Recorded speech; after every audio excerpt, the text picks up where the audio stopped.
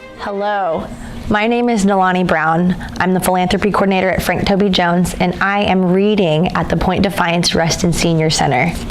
Today, we are finishing the book Mozart, Starling by Leanda Lynn Haupt. We're on the finale, is what it's called, and it says, 3 funerals and a flight of fancy. While writing this book, I felt constantly superstitious about Carmen's well-being. Whenever an animal has a book written about it, an animal ends up dead. Dewey the library cat, Marley the dog, oh, that's my dog's name, Wesley the owl, Mumble, the owl who liked sitting on Caesar, Midge, the otter in Ring of Bright Water. There was a sweet little book penned in the 1980s called Arnie the Darling Starling. Arnie succumbed to a foot infection in the last chapter. Writing about an animal seems to be the very kiss of death. I worried throughout the project that this chapter would end up being titled 4 Funerals. Carmen did everything she could to assist in the fulfilling of this grim prophecy. I've listed many of the common ways for household starlings to die. Carmen constantly thinks up new ones. It seems she tries to find a way to kill herself every single day. Besides getting herself locked in the refrigerator, her many attempts have included flying headlong into a closed window, after which she lay motionless on the floor for 15 minutes while I knelt next to her whispering, "You're going to be okay, little one." Ingesting a rubber band that I had to eke out of her esophagus with surgical delicacy so it wouldn't become tangled in her intestines. Attempting to peck at the nose of Delilah the cat, whom we forgot to lock up before letting Carmen out of the aviary. Climbing into a narrow cell phone bag that she found who knows where, getting her wings pinned and thrashing helplessly about until discovered, by which time she was gasping for air and the bag was filled with the fog of her breath. Trying to eat something too big to swallow, then almost choking on it, a raisin, an almond, a garbanzo bean, a snap pea, and once a whole grape. Carmen's near-death magnum opus was flying through an open window. Of course, we are normally religious about closing all the windows when Carmen is flying loose in the house. But this was a sunny day. Tom was home alone, listening to Bob Marley and dancing joyfully around the kitchen. He forgot all about the open window above the stove, and he let Carmen out to join him. She flew straight through it and into the backyard. Tom ran out the door just in time to see her wing around the house, and it seemed into the open world. He wandered the streets, calling her most familiar words. "Hi, Carmen, come here." But nothing. Nothing. By the time I arrived home, an hour later, Tom was in a panic, huddled in the backyard with his head in his hands. "I lost Carmen," he told me, near tears. Meanwhile, a gaggle of teenage girls was arriving to meet Claire for her pre-high school dance beautifying party. Then the pizza guy showed up and wanted money. All was utter mayhem. The prognosis for starlings who have been raised indoors and escape into the world is not optimistic. They are not experienced at feeding themselves. They don't know how to behave in starling society, and so do not have the protection of a flock. They think cats are friends. Lost starlings have not learned the geography of their neighborhoods, as they would have been raised among flying outdoor birds. So if they go exploring, they cannot find their way home, even if they want to. I learned on the website Starling Talk that some lost starlings have been recovered after they tamely approached nice people who realized they must be pets and put up found bird signs. But this seemed a long shot. I was certain that Carmen was lost forever. After searching and calling all over the neighborhood for a couple of hours, I finally heard a loud starling contact call from the very top of the 30-foot cypress in front of our house. Starlings regularly use this high-pitched chirp to stay in touch with their flock or with their young. I didn't know if Carmen knew how to make this vocalization, and I couldn't see the bird that was coming from above, so very high in the tree. But I hoped. We borrowed a tall ladder from our neighbor and placed it against the side of the house, close to the cypress. Tom climbed up and up, thinking that if the bird we were hearing was in fact Carmen, she would see him. "Hi, Carmen," he kept calling. Great, I thought, fretting. Now I had to worry that I would never see Carmen again and that my husband would plunge to his death from the top of a precarious 2-story high ladder. But the bird in the tree began to make its way down, branch by branch. "Carmen," I called. It was her. As soon as she saw Tom, she flew to his shoulder and clung breathlessly to his t-shirt. She was as happy to be back as we were to have her. As I dot the I's on this manuscript, Carmen almost miraculously continues to flourish. Maybe starlings really do have 9,000 lives. But in this story, there are still 3 funerals to tend to. All 3 funerals, father, son, and starling, have been widely misunderstood in the Mozart mythology. Leopold's came first. In the spring of 1787, Wolfgang heard from Leopold that he was very ill. Leopold was a hypochondriac, over-inclined to seek sympathy, and Wolfgang knew this. But his was a ruminating heart, and he would still have worried endlessly. Then a new letter. Leopold was much improved. Then word from a friend. Leopold was ill indeed, perhaps mortally. Poor Wolfgang. He was not prepared to lose his father. But in this moment, he gathered his strength and his quill and composed one of the most famous letters in the Mozart epistolary canon. The letter began roundaboutly but typically from a missive between Wolfgang and Leopold. Mozart called up the unique intimacy between father and son as he wrote about the world of his current music and, within it, one of their favorite subjects, others' declining talents. This, he whispered to Leopold, is just between you and me. Rom and the Two Fishers, that is, the bass singer and the oboist from London, were here during the Lenten season. If the latter did not play any better than we heard him in Holland than he is playing now, he certainly does not deserve the reputation he has. To put it in one word, he's playing like a miserable student. Well, it's the truth. Eventually, Wolfgang was ready to come around to his worries. This very moment I have received some news that distresses me very much. This all the more as I gathered from your last letter that you were, thank God, doing very well. But now I hear that you are really ill. I need not tell you how much I am longing to hear some reassuring news from you yourself. And indeed, I confidently expect such news, although I have made it a habit to imagine the worst in all situations. There's no reason to doubt the sincerity of Mozart's distress, and the self-knowledge revealed in the last sentence is as touching as it is true. He never recovered from the death of his mother, never lived down his self-blame, never for an instant ceased to worry about Constance and all his loved ones. Wolfgang himself was ill at the time with acute kidney problems. But this moment, instead of further fretting, he penned a short meditation to Leopold, a kind of philosophy of death and dying. It was a message of consolation, meant equally as I read it, for father and son. Death, if we think about it soberly, is the true and ultimate purpose of our life.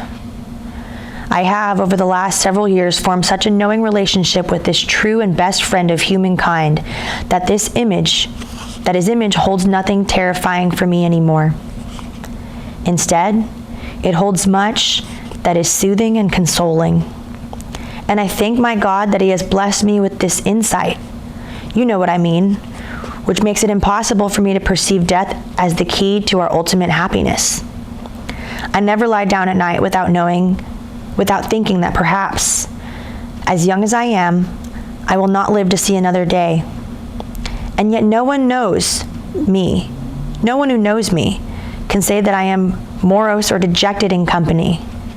And for this blessing, I thank my Creator every day and sincerely wish the same blessing for all my fellow human beings.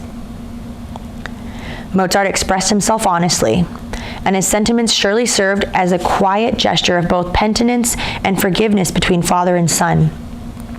It is a beautiful letter.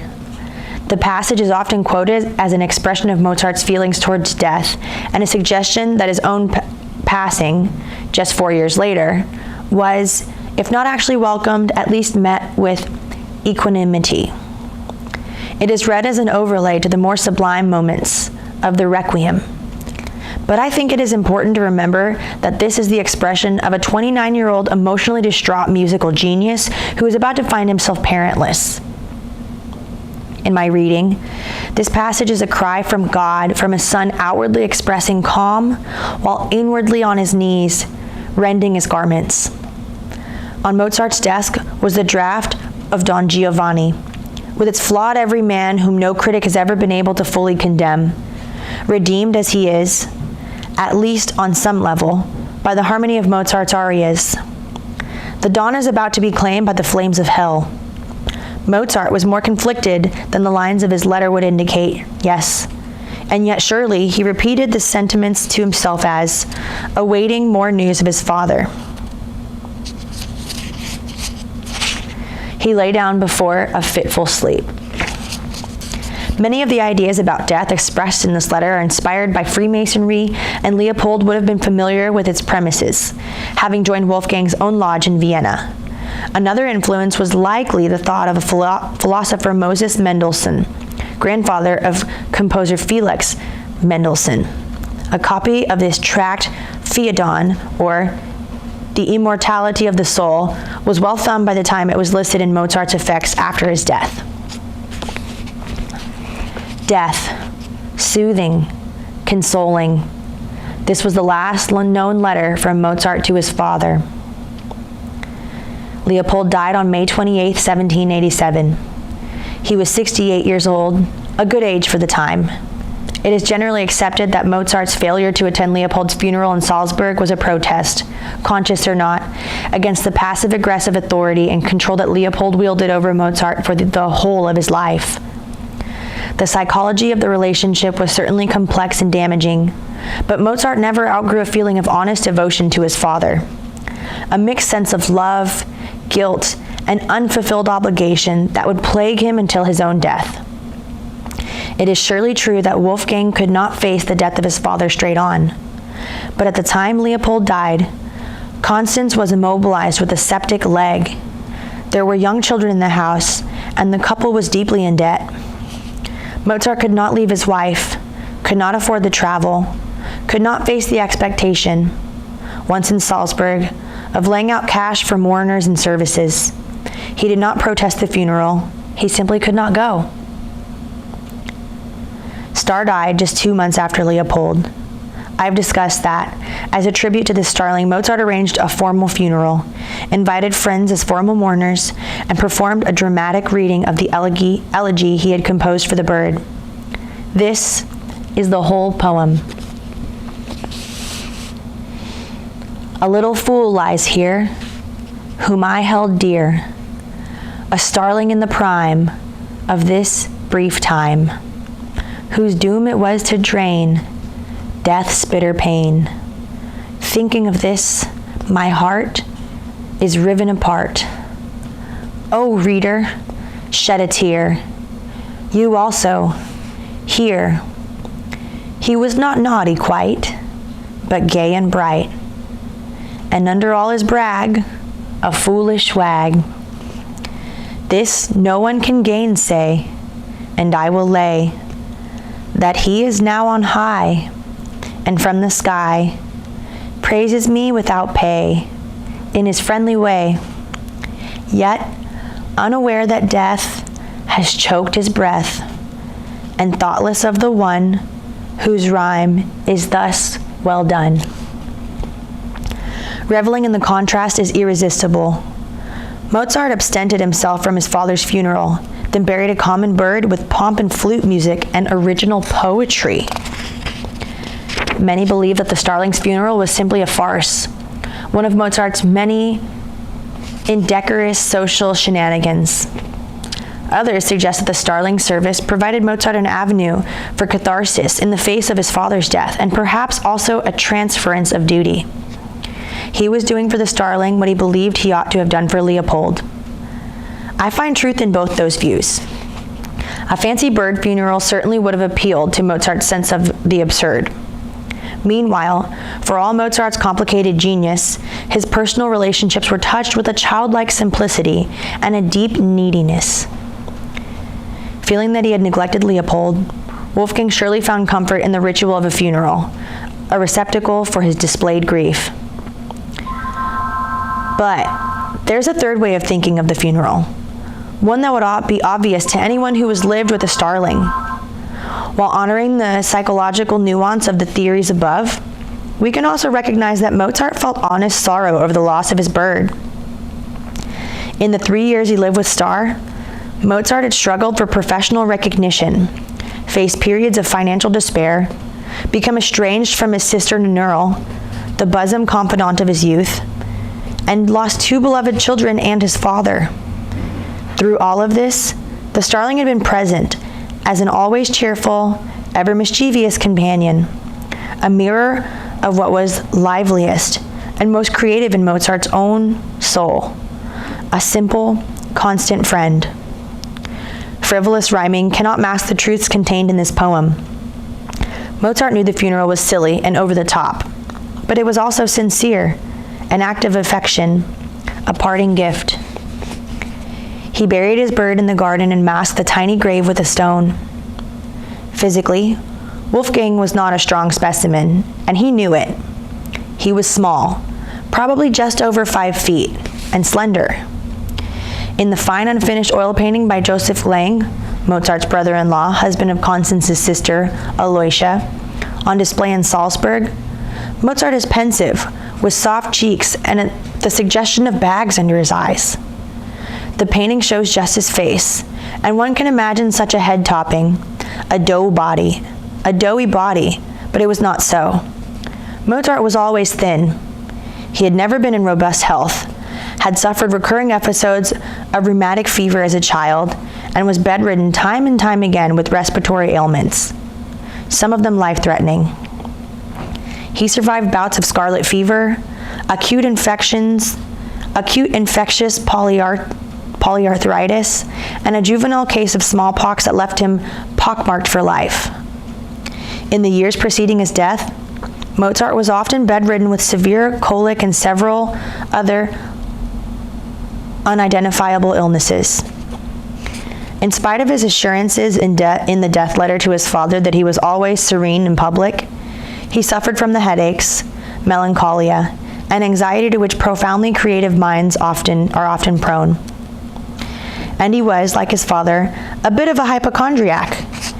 Even with all of this, at age 35, with a desk and a mind full of unfinished compositions, with a docket of travel to performances of successful work, and with a family that was not yet comfortably provided for, Mozart was unprepared for his final illness, which caught him unawares.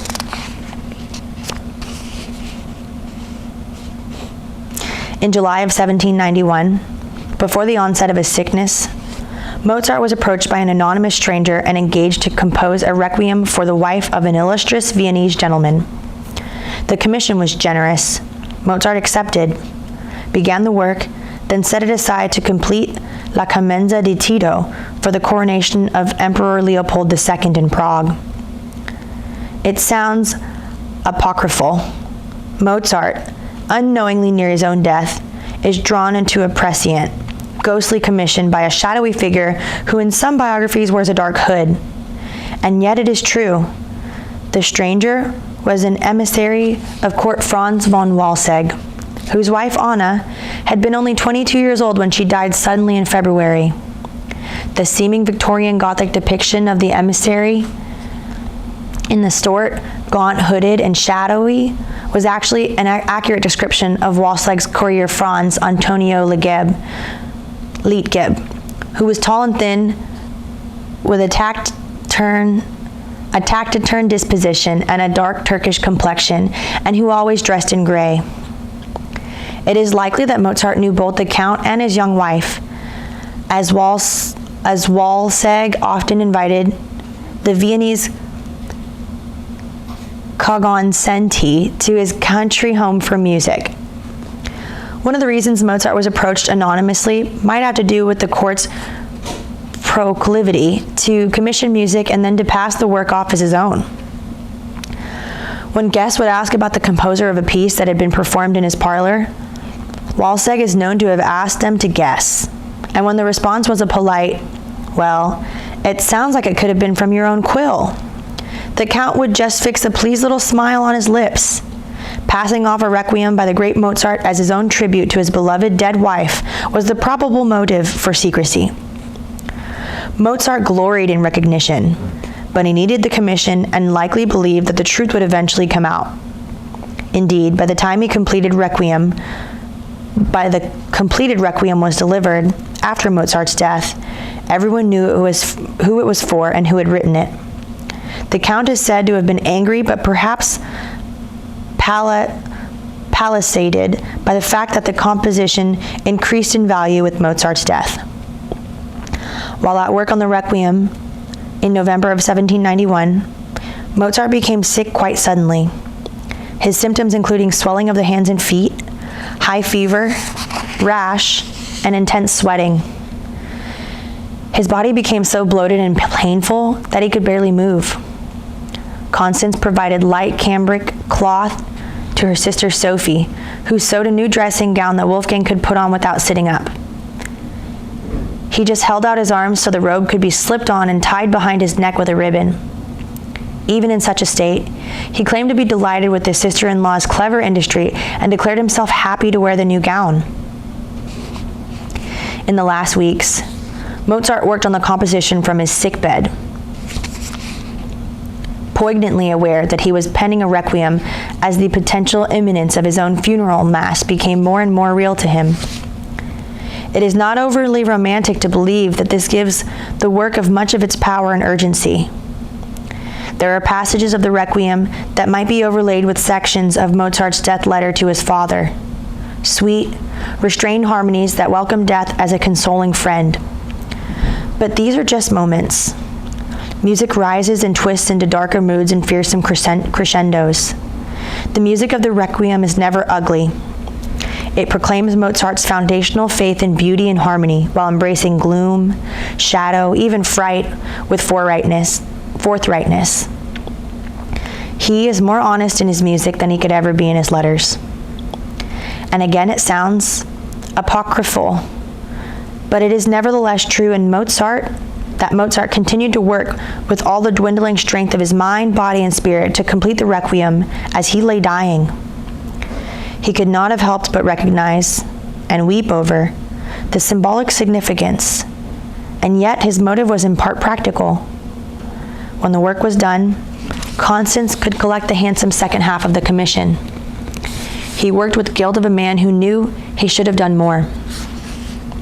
Though Mozart himself had composed pro bono works to fund the Freemasons organization in support of the widows of composers and artists, he had failed to subscribe for his own soon-to-be widow, without foundation, and with overt anti-feminist sentiment.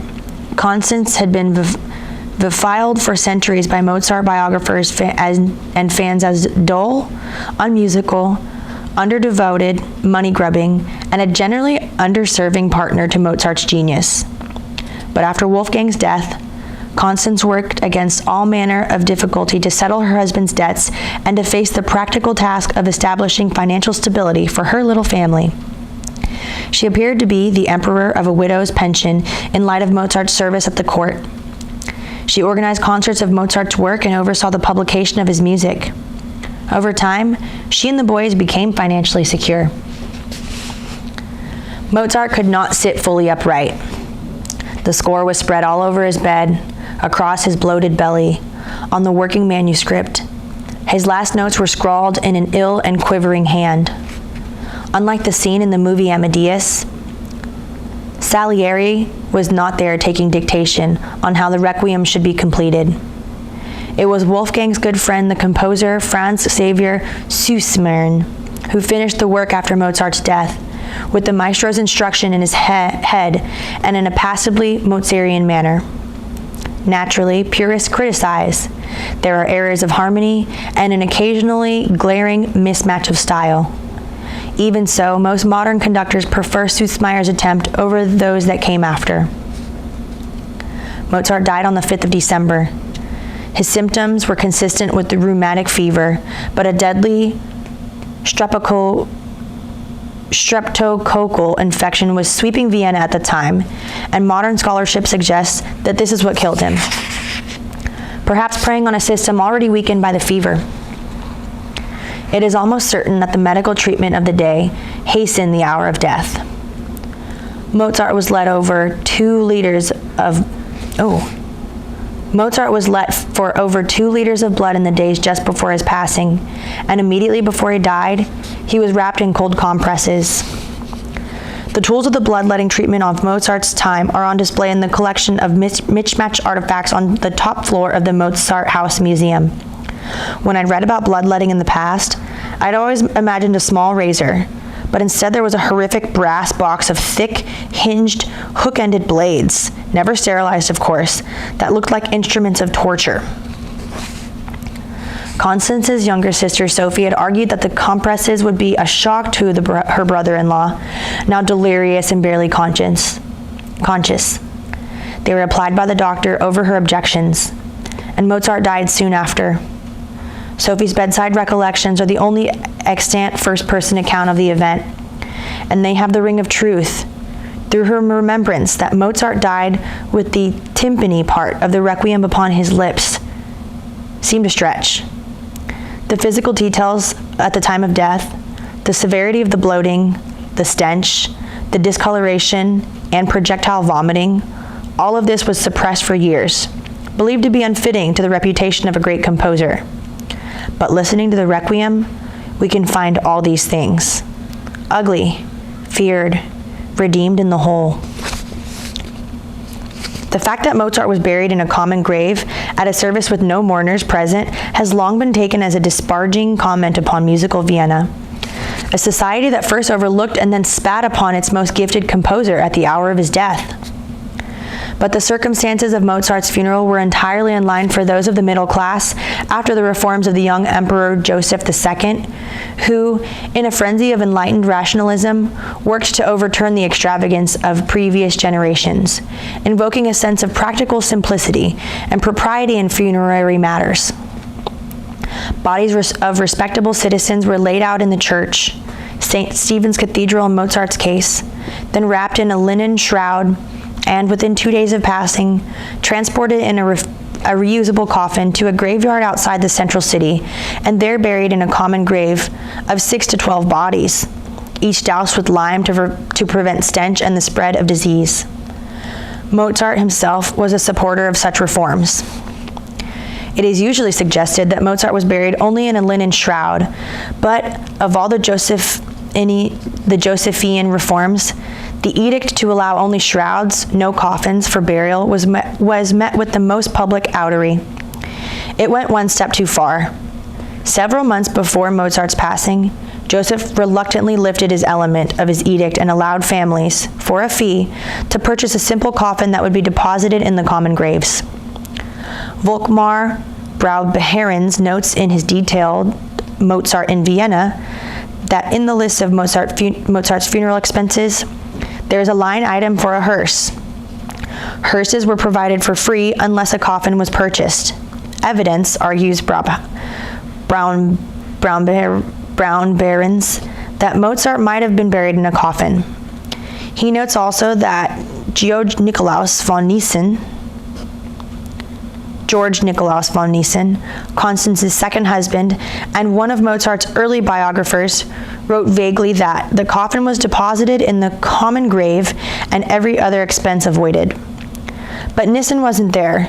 He had Constance as a source, but she did not make the funeral arrangements, and it is possible that he just assumed there was a coffin.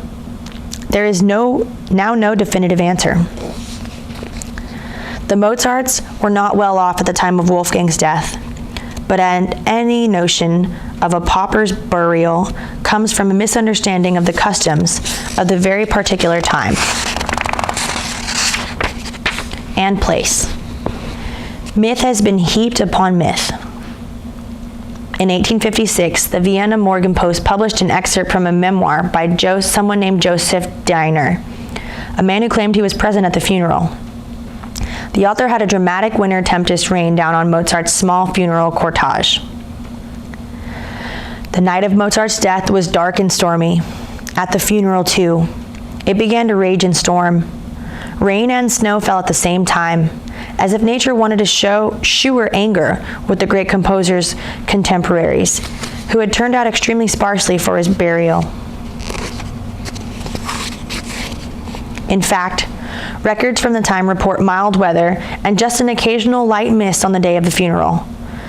But the tale of a poignant storm was gleefully adopted by biographers and remains strong in the popular imagination.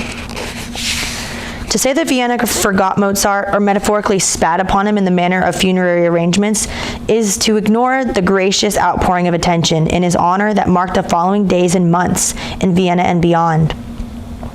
There were notices in the papers across Europe.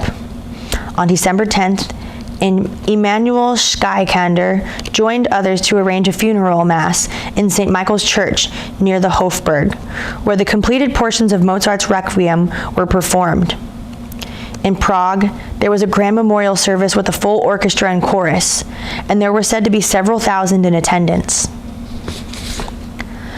Like any good Mozart pilgrim in Vienna, I slated an entire day for the exploration of St. Mark's Cemetery, where Mozart was buried 2 days after he died. When I was confirming directions at the Tourist Information Center, I am an obsessive confirmer during travel.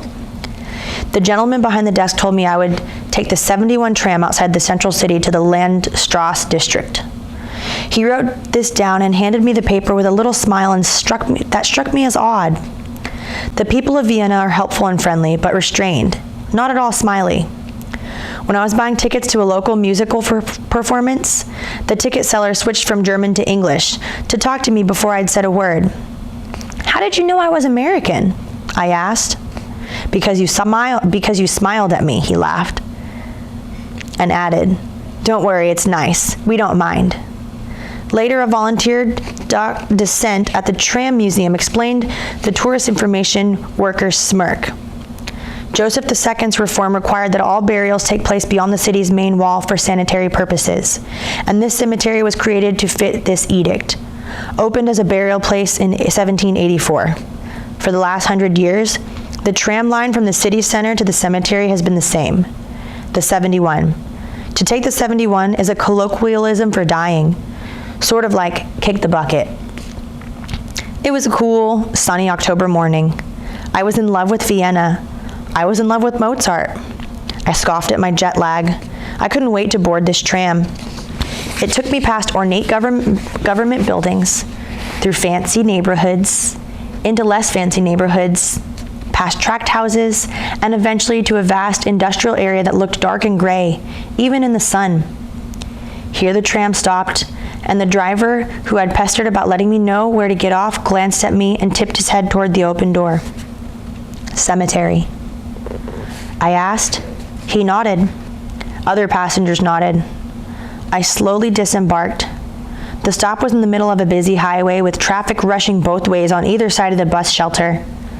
I tried to orient my tourist's map, and I decided to head uphill, though every direction would take me along a speeding, dirty, multi-lane expressway. I followed the local people, who seemed to know how to cross the street without dying, consulted my map again, and walked tentatively northward. Soon there was no one. Who would walk here? It was just me and cars. After about 15 minutes of walking, wondering and consoling myself with the uplifting traveler's perspective that I was, at least, somewhere, if not where I'd hoped to be, a bald man dressed in all biker-style black came toward me. I mustered my courage. "Sprechen Sie English?" "Little," he answered, lifting his thumb and forefinger to show me the measure of just how little, in fact, he knew. No light showed between them. "St. Mark's Cemetery?" I ventured. This St. Mark's." He was jubilant. He pointed to the big green highway overpass sign, and indeed it read, "St. Mark's." Cemetery? He looked confused. "Dead people?" I offered. "Nothing. Dead." I dropped sideways as if dying. I let my tongue loll out of my mouth and my eyes roll back in my head. "Dead. Oh," he yelled. "Friedhof. Yes, Friedhof." How had I let myself be so lousy a tourist as to leave the apartment without the word Friedhof? Friedhof. He almost jumped up and down together. We almost jumped up and down together. "Friedhof, yes, yes." He pointed up the hill and around the corner. We shook hands warmly and I walked on. Eventually, I found myself skirting an endless concrete wall. The highway was still wide and busy, but buildings seemed to be farther apart, and perhaps there was a residential district ahead in the area that seemed to have sun rather than gray hovering over it. But I saw no graveyard. When a young woman walked by pushing her fancy German baby stroller, I asked, "St. Mark's Friedhof?" And in precise, heavily accented English, she told me that it was just ahead, perhaps 10 more minutes. "Are you searching for Mozart?" Yes, actually. "He is just up the central road in the cemetery grounds. Turn left at the Iron Cross." I thanked her and wondered if, at any moment, I would be joining a stream of Mozart pilgrims, all of us lining up to turn left at the cross. But no. I finally found the tall brick archway, its iron gate ajar. I walked through. A graveyard quite descended, and I was in another world, completely alone. I had heard that the cemetery was reclaimed and restored in the 1970s, so I was expecting a pretty parkish place. Instead, there was something much better. The upkeep appeared to invoke just a quick and occasional mowing around the central road, as the woman had called it. More of a wide, stone-strewn path. Beyond this were acres of graves, all of them 150 years old, 200 more. They were surrounded by ancient tangled pines, chestnuts, maples. Weedy grasses grew among the rows, and rows of grave markers, all green with moss and lichens. There were angel heads and devil wings, and statues of little girls gazing up into the face of God. All of them were losing heads and limbs. The words on the markers were often too worn, too crumbled to read. There were demons and gargoyles and hushed whispers of spirits. There were also birds, chickadees and English robins, and arguing crows. Vienna is very urban. There are not many trees, though I dutifully carried my little binoculars everywhere. I had seen very few birds. Suddenly I was surrounded. To my mind, this cemetery was quietest, most magical, most beautiful, most haunted place in all of Vienna. Eventually, I did see a few other people, graveyard wanderers, just here and there, but solitude was easy to come by, even at the memorial of the cemetery's most famous inhabitant. Just as the woman with her stroller had told me, up the hill I found a small old iron sign with an arrow pointing left and the word Mozart Grab. Another 20 yards or so, there was a memorial. I gathered fallen chestnuts and dropped them into my pocket as I approached the circle of raked pebbles in a lackluster stone. No one knows where Mozart is actually buried. To save space and to allow for the turnover of graves every 10 years, bones were haphazardly dug up and replaced with new bodies. Joseph mandated that there be no gravestones on the actual graves in his new cemetery. Instead, individual grave markers were lined up along the fence, often some distance from the place of burial. 17 years after Mozart was buried, with interest in his biography growing, Constance and her new husband tried to locate the gravesite, but no one could tell them anything. Gravediggers waved their shovels in the general direction of the area that Mozart was rumored to lie. There is a skull held by the Mozarteum in Salzburg that early gravediggers claimed they had removed from Mozart's grave, but their story had been discredited. Modern sleuthing had revealed nothing more. In the general vicinity of Mozart's burial place, there was once a granite memorial with a larger-than-life-size statue of a mourning muse. But this was moved in 1874 to the Zentralfriedhof, the Central Municipal Cemetery, to stand alongside the memorials of all the other great composers buried in Vienna: Beethoven, Schubert, Salieri, Brahms, Strauss, Schoenberg, and many more. A ghostly garden of musicians. The statue is beautiful, and the cemetery is well kept, but it is far busier with tourists than St. Mark's. I much preferred the haunted, Gothic silence of the smaller burial ground. Now the gray had lifted, and the day was all sun and birds, but the preternatural stillness of the graveyard was palpable, simultaneously beautiful and eerie.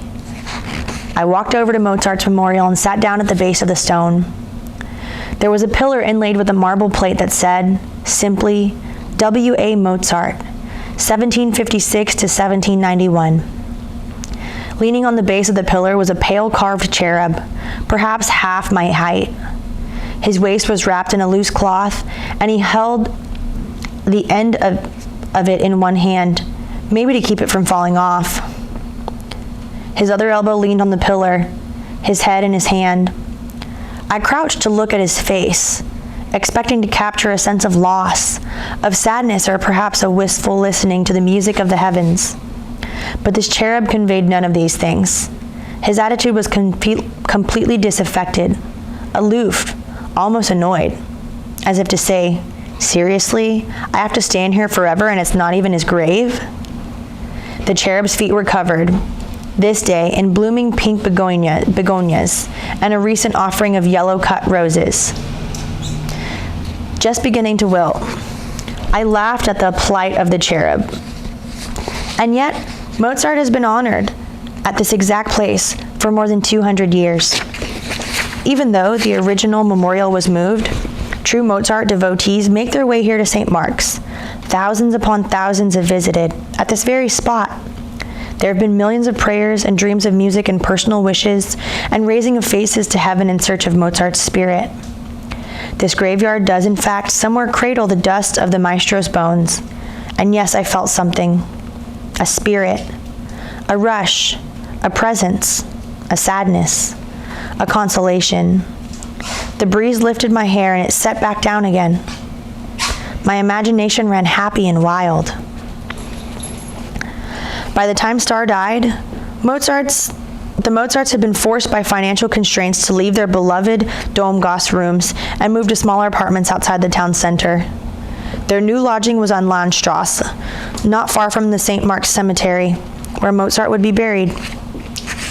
While planning my journey to Vienna, I dreamed of a little pilgrimage I would make, walking somber and peaceful and wistful, from the graveyard to the site of these lodgings, where I would sneak about the grounds, or if the current owner was home and seemed kind, I would ask whether I might walk in the garden. I was sure that after all my thinking and imagining about Starr's funeral, I would somehow intuit which tiny patch of garden was likely the gravesite of Mozart's Starling. So I had to laugh at my disillusionment when I discovered that the place where I'd originally disembarked the tram, the industrial area with its giant buildings decorated with the logo of a prominent mobile phone company, was just the place the Mozarts had lived when Starr died. No old houses, not even new houses, not a shred of earth, just concrete and cars and a wasteland of industry as far as the eye could see. Even so, it was silly. It was a flight of fancy, I knew, but the chestnut trees in the graveyard were so old, so twisted, so lovely. The autumn chestnuts on the ground around Mozart's memorial were so round, so glowing brown. Mozart had been buried in this earth for 10 years or so before what was left of his bones had been raked aside to make space for new bodies. Mozart's body could have nourished the trees, the chestnuts in my pocket, and to my mystical mind, bore an authentic connection to his physical presence on earth and the fruitfulness of his work beyond that life. It is not such a strange notion, a material countenance, a sense of life after death that is both poetically mystical and fully earthen. Rachel Carson articulated this sensibility in her article, Undersea, published in a 1937 issue of the Atlantic Monthly. Individual elements are lost to view, only to reappear again and again in different incarnations of a kind of material immortality. Against this cosmic background, the lifespan of a particular plant or animal appears not as a drama complete in itself, but only as a brief interlude in a panorama of endless change. Clutching my Mozart-imbued chestnuts, I asked Siri to help me find the exact address of Mozart's Landstrasse apartment. I stood on the sidewalk, scanned the wires, and hoped Starlings would appear. They would provide psychological closure and a tidy ending for this book, but none did. I thought I might at least enjoy a quiet moment of contemplation here on the concrete, but now my tram, the 71 Death Tram, was fast approaching. There wouldn't be another for more than half an hour, and I was hungry. Quickly, rashly, joyfully, I pulled the roundest and fattest chestnut from my pocket, kissed it, and tucked it into a corner of the sidewalk.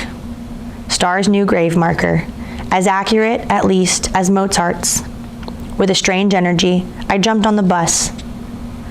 While I wandered the dreamy quiet of St. Mark's Friedhof, it was the requiem that swirled through my head. But when I set my chestnut on the gray concrete that had to stand for Star's tiny, forgotten grave, it was the wild, swirling credenzas from a musical joke that filled my mind and heart. Even more than his poem, this flight of musical fancy was Mozart's truest elegy for his small friend, the commonest of birds who could never have known he was joining with a musical genius in the highest purpose of creative life, to disturb us out of complacency, to show us the wild, imperfect, murmuring harmony of the world we inhabit, to draw our own lives into the song. Coda. One of the queries I frequently get from friends is what I will do with Carmen now that I've finished this book. The answer seems obvious to me. Carmen is a member of my household, and I will look after her as long as she lives. There's no telling how long that will be. A good age for a wild starling is 6 years or so, but captive birds can die young from wisp or a draft, or live for 15 years or more. If for some reason I arrive at a place in my life where I cannot keep her, then I will find a home where she will be welcomed with delight. But I'll offer one last thought. Carmen brings joy and depth and insight into our family. I believe she has a good life, and I am glad she did not die with her nestmates. But not one single day passes that I do not wish I could see her fly free.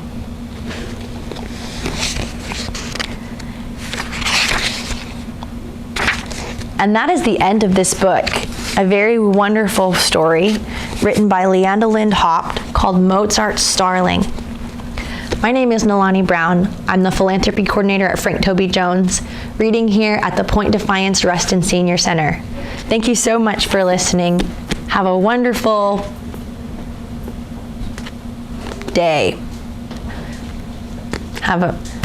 Thanks for listening.